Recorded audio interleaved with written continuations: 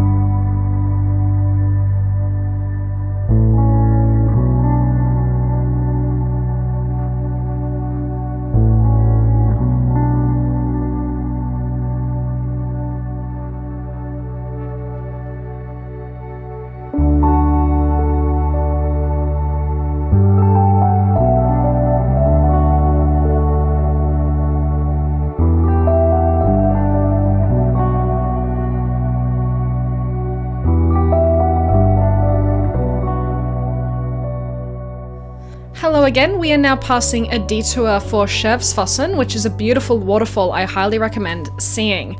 We didn't do it on this drive, but we have done it in the past, and I highly recommend you go and do this drive instead, because the tunnel is actually quite boring. Here are some photos that I took when I visited the waterfall in 2020, so you can see part of the road actually goes over the waterfall, which makes it really nice to drive. You can also see there's a walking path that will take you all the way up to the waterfall. It is actually the old highway that used to go down to Hardanger. It's a hairpin road. The main highway now goes through this very long tunnel.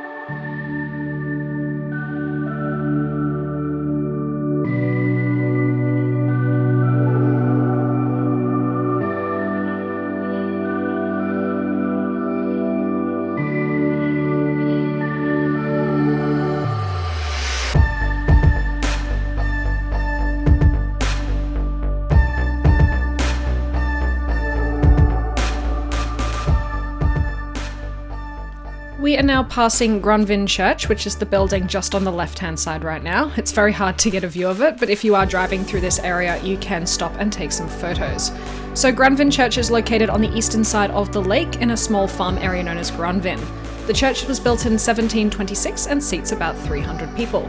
The earliest church on the site is from 1306, but when it was privately sold off, it was torn down and rebuilt to the current church that we see today. Today, the church is owned by the local parish.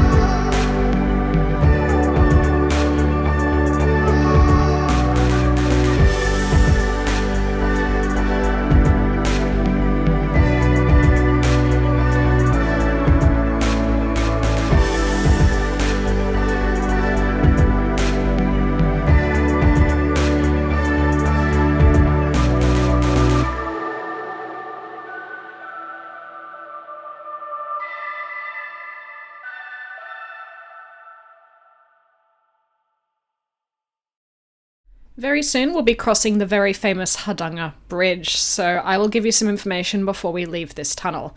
This is a suspension bridge that goes across the Eidfjord branch of the Hardanger Fjord. It used to be a ferry connection, but this bridge has replaced that. Construction began in 2009 and the bridge opened in 2013. It cost about $312 million US. The bridge is 1,300 metres long and the maximum dock height is 55 metres. The largest cruise ships can't go under, but small cruise ships can.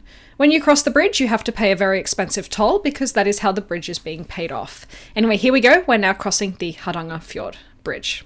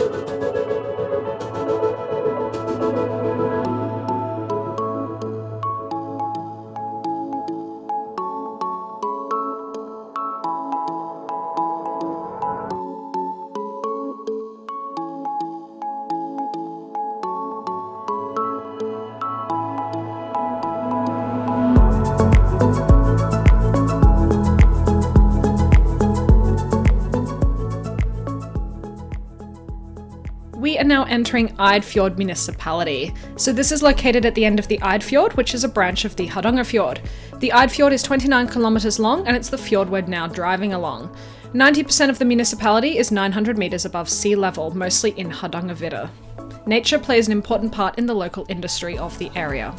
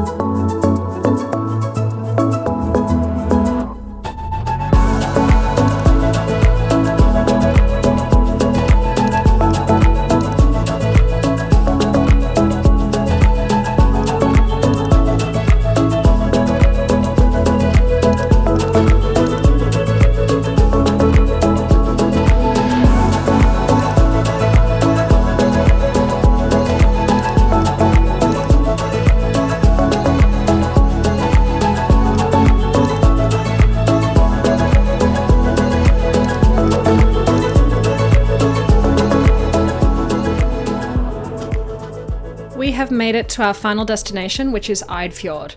The population is 544, and this is the main administrative centre for the municipality.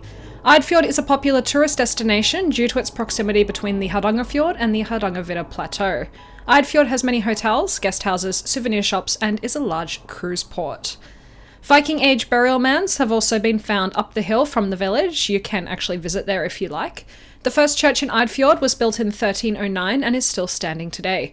Today it's known as the Old Eidfjord Church. The new church is nothing really worth seeing.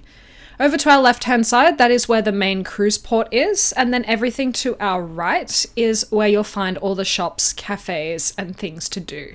If we were to keep following this road, we would make our way up towards Hardangervidda. That will be the next video. We have now reached the end of this video, so be sure to check out the next one where we go up the Hardangervidda Plateau and then down to Flom on the other side of the mountains. Thank you so much for watching. Enjoy the rest of your day.